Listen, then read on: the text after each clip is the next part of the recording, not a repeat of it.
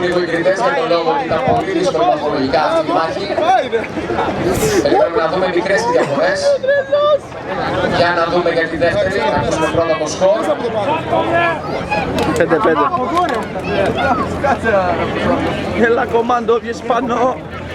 Μόνο του μας ρίξει.